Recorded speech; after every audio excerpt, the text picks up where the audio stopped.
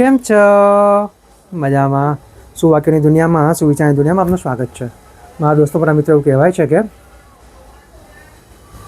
કંઈક સારું બનવું હોય, કે સારું કરવું હોય, સાચું કરવું હોય તો તેના માટે પ્રયત્નો તો કરવા જ પડશે. આવી જ કોઈ વાતને સુવિચાર તરીકે હાબિલ ટીમે ખૂબ સરસ રીતે લખ્યું છે. આજનો જે સુવિચાર છે તેનો વિષય છે સારું, બેટર. હાબિલ ટીમે ખૂબ સરસ રીતે લખ્યું છે કે ધ્યેય એકદમ સરળ રાખો, આજે કાલ કરતાં વધારે સારા બનો. હવે તો વાત ખૂબ જ સીધી છે, ખૂબ જ સરળ છે, એટલી જ મહત્ત્વની છે. અહીંયા જે વાત છે તે આપણા જીવનની છે, જીવનમાં સારા બનવાની છે ને સારું કરવાની છે.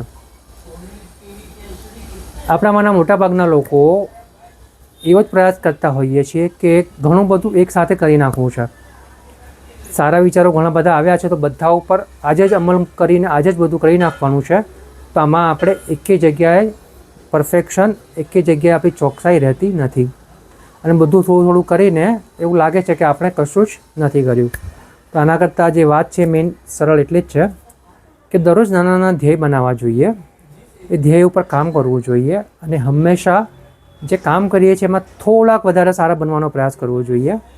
પછી ત્યાં આપણું ઓફિસનું કામ હોય, આપણું અંગત કામ હોય, કે આપણા સંબંધો હોય, કે કંઈ પણ હોય, દરેક વસ્તુમાં જો આજે આપણે પ્રયાસ કરીશું અને આવતીકાલે આજ કરતાં વધારે થોડો સારો બનવાનો પ્રયાસ કરીશું તો એક દિવસ એવો આવશે કે જ્યારે આપણે જેવા બનવા ઈચ્છીએ છીએ, આપણા જે ધ્યેય છે ત્યાં સુધી આપણે પહોંચી શકીશું.